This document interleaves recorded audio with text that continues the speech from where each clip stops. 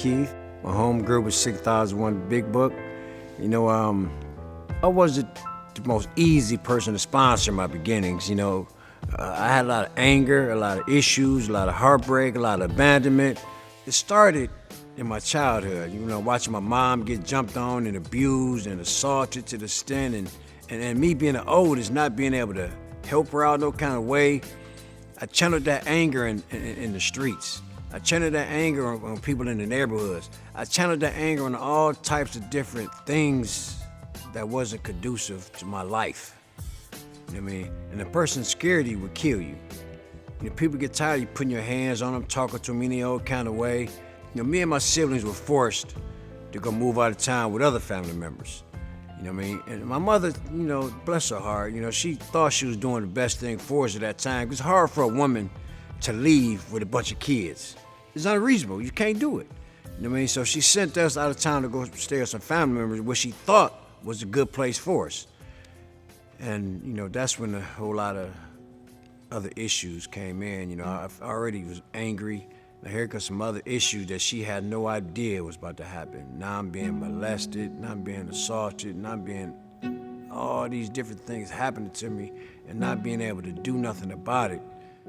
But to lash out on other people, make them feel how I'm feeling, because I'm angry and I'm mad, I'm hurt, I've been molested, not all this going on in my mind, and I'm not knowing what to do with this anger or just how to transmit or talk about what really happened and what's going on.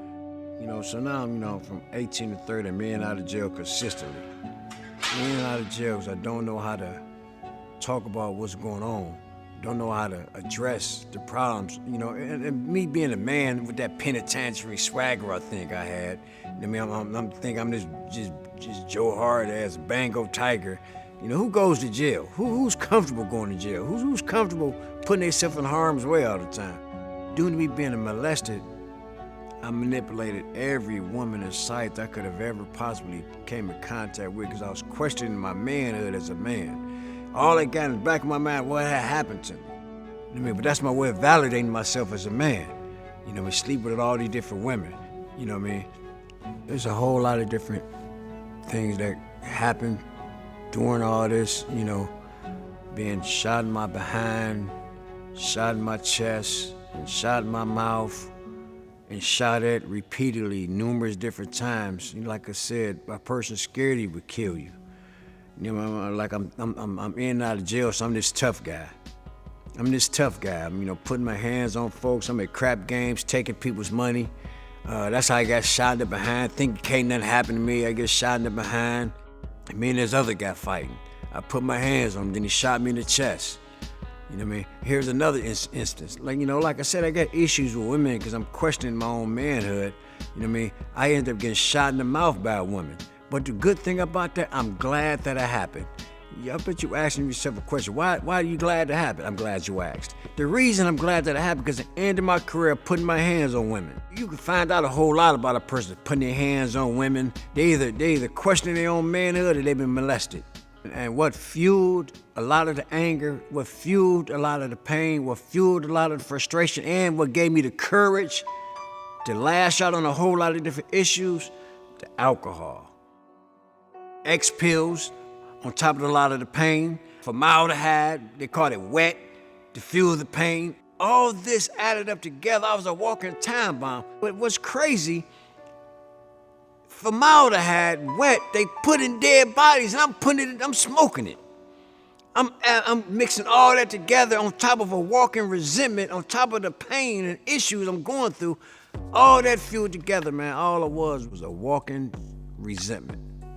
The woman that shot me in the mouth, I had to later on down the line apologize to that woman for shooting me in the mouth. You know what I mean? It was my duty to set right what I did wrong. Because if I would have never put my hands on her, she would have never shot me in the first place. You know what I mean? The alcohol, all that did is give me all these different courage to just, that was my way of escaping. I'm constantly reliving this being touched, constantly reliving over and over and over and over again being touched as a kid, man. It's funny how God put a lot of different people in your path that went through, shared, and have overcame the same things that I've been through, the same things that I overcame, the same things I didn't know how to address. And to hear people openly address and to talk about it, that's when I realized I was in the right place. He put people in my path that told me about me and helped me and talked to me and addressed me and just loved on me until I learned how to love on myself, man. I'll be forever grateful for the people that put in my path. You know, my sobriety date is February 10th, 2004. And from that day to this date, I haven't found it necessary to be bothered with nothing but my own self. That's all I do now is get in my own way nowadays. And by you knowing what I overcame, I've been shot in my behind, my mouth, and in my chest. And shot at repeatedly, and I'm still here to this day. I got brothers doing 40 to life. Another brother dead. I was a horrible example of doing something different, fueled with all these numerous different substances, not caring about nothing or nobody but myself. I do the best of my ability today to share today with whoever, however, whenever, share my past to prevent it from being somebody else's future. I mean, a friend of mine introduced me to the rooms and told me what can I do to get myself better. You know, I'm getting drunk, but I can't even get drunk no more.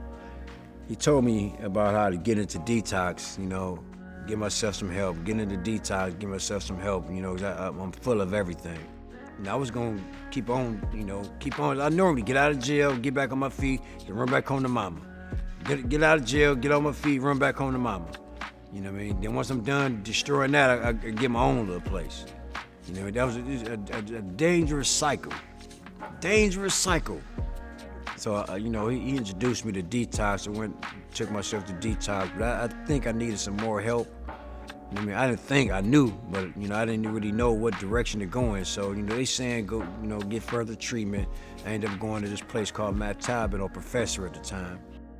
I love the transition of recovery that I came in on, man, how they told you about you without your permission and demanded respect. In order to give respect, you gotta be respectable. You know, these things I had to be taught. You know what I mean? I came in with that animalistic mentality, not realizing that animalistic mentality is what almost killed me.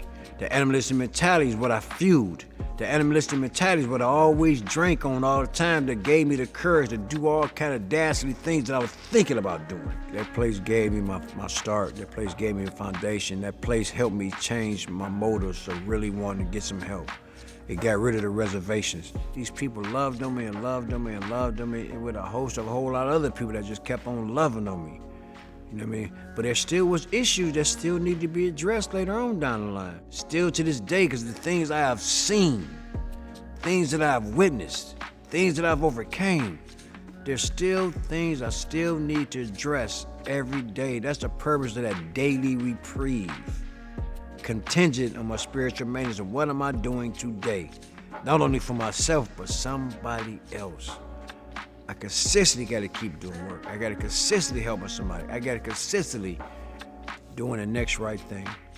All you have is the right now. Get yourself some help while you still got a chance. God allows certain things to happen just to get our attention. Instead of looking at things as destruction in the natural, all he's doing is construction in our spirit. I thought things was falling apart, but all they were doing was coming together to get me where I'm at right now. Allow somebody to help you out with your life. And if it don't work, you can blame them for a change instead of yourself. And that's just the bottom line. That's just the bottom line. Until then, do you want to live or die? Life is real good now, you know. Real good now, you know.